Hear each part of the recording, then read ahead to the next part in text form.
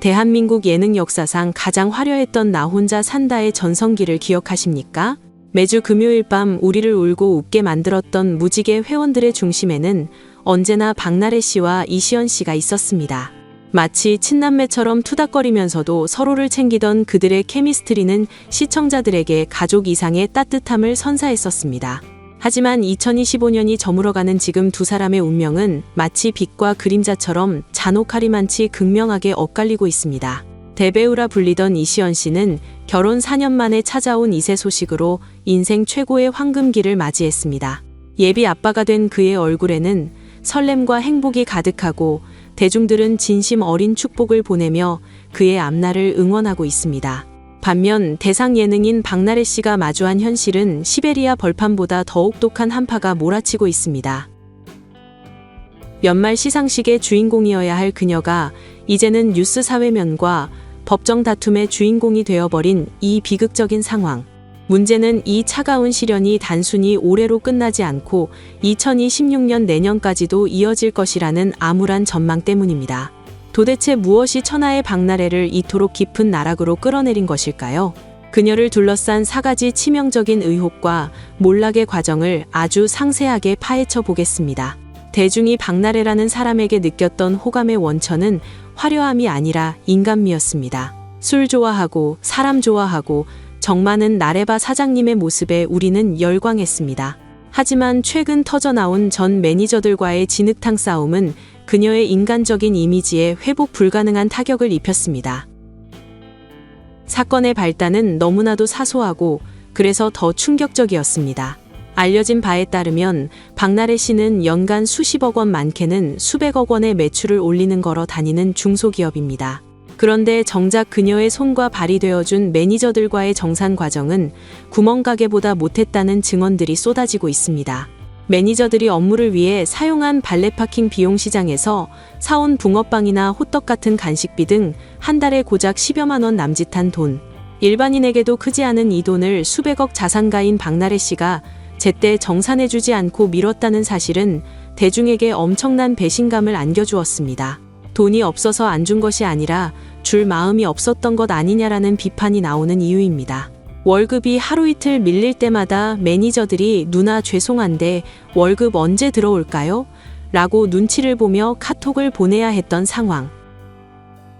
그리고 돌아온 답변이 때 되면 줄 텐데 왜 보채냐. 내가 지금 몸이 아프고 바쁘다라는 짜증 섞인 반응이었다면 그들이 느꼈을 모멸감은 상상 이상이었을 것입니다. 결국 그녀는 돈을 아끼려다 사람을 잃었고 그 사람을 잃음으로써 자신의 모든 것을 잃게 된 셈입니다. 현재 진행 중인 법적 다툼은 단순한 노사 갈등을 넘어 서로의 치부를 드러내는 전면전 양상으로 치닫고 있습니다.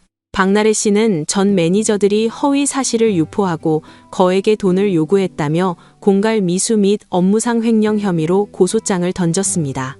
이에 질세라 매니저들 역시 박나래 씨를 부당 노동 행위와 특정 경제 범죄 가중 처벌 등에 관한 법률 위반 횡령으로 맞고소하며 난타전을 벌이고 있습니다. 여기서 가장 치명적인 부분은 매니저들이 폭로한 박나래 씨의 법인 자금 사적 유용 의혹입니다. 1인 기획사라는 점을 악용하여 회사 돈을 마치 개인 지갑처럼 썼다는 주장이 제기된 것입니다.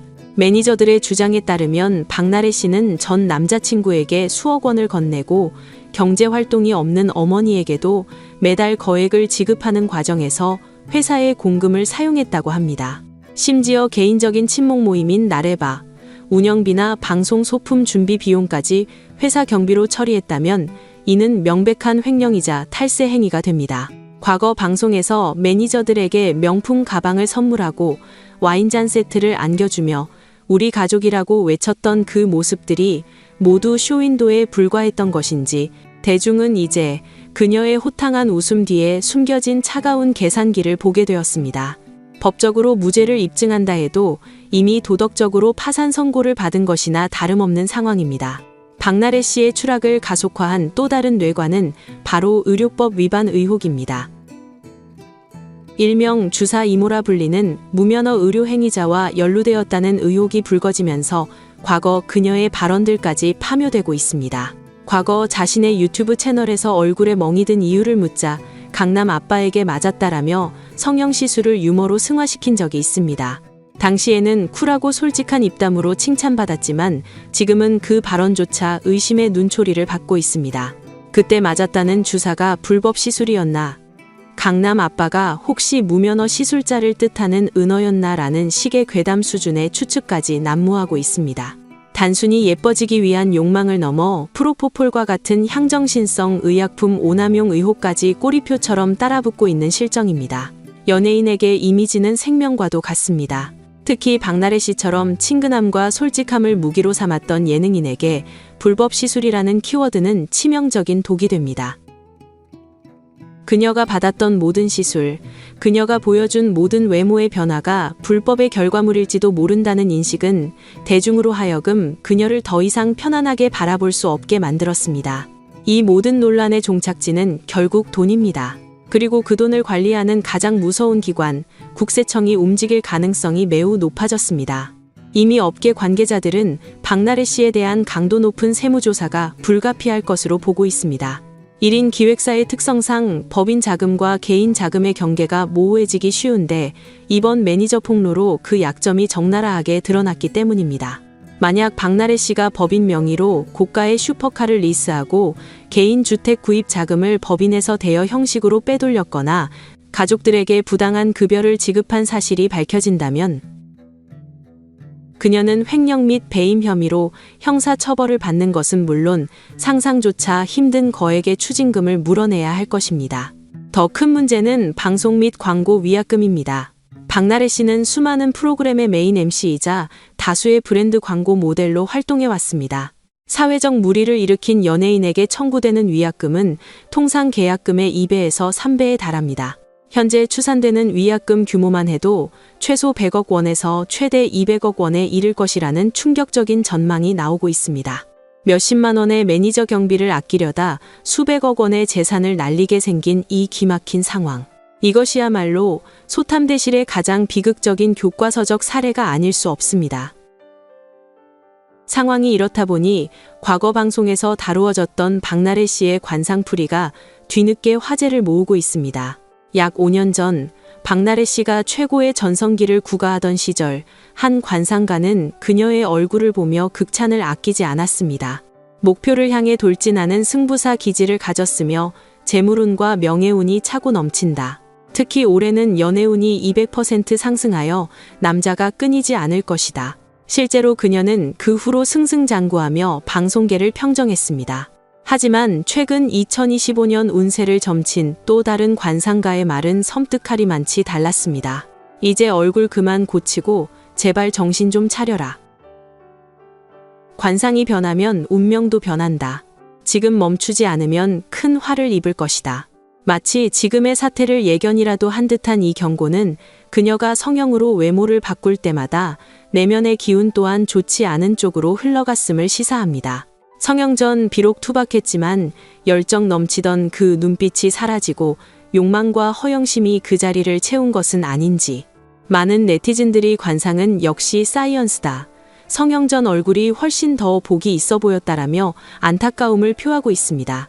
외모의 변화가 운명의 변화를 불러왔다는 이 씁쓸한 해석은 지금 그녀가 겪고 있는 시련을 더욱 운명론적으로 보이게 만듭니다. 박나래 씨는 바닥에서부터 스스로의 재능과 노력으로 정상에 오른 분명 대단한 예능인입니다. 그렇기에 그녀의 몰락이 더욱 허망하고 안타깝게 느껴집니다. 만약 그녀가 매니저들을 진정한 가족으로 대우하고 그들의 노고에 정당한 대가를 지불했다면 어땠을까요? 만약 그녀가 불법적인 유혹을 뿌리치고 법의 테두리 안에서 투명하게 세금을 납부했다면 어땠을까요? 그랬다면 내부자의 폭로도 세무조사의 공포도 대중의 싸늘한 시선도 없었을 것입니다. 수백억의 자산을 지키는 가장 확실한 방법은 내 옆에 있는 사람의 마음을 얻는 것이라는 평범한 진리를 그녀는 너무 늦게 깨달았습니다. 이제 그녀 앞에는 지루하고 고통스러운 법적 공방과 천문학적인 금전적 배상의 시간만이 남아 있습니다. 이시연 씨가 누리고 있는 가정의 행복과 박나래 씨가 겪고 있는 고독한 몰락. 나 혼자 산다라는 프로그램 제목처럼 결국 인생의 성패는 혼자 감당해야 할 몫이지만 그 과정에서 사람을 잃으면 모든 것을 잃는다는 준엄한 교훈을 우리에게 남겨주고 있습니다. 2026년, 과연 박나래 씨는 다시 일어설 수 있을까요? 아니면 이대로 대중의 기억 속에서 잊힌 스타로 남게 될까요? 그 답은 이제 판사가 쥔 판결본과 차가게 식어버린 대중의 마음에 달려 있습니다.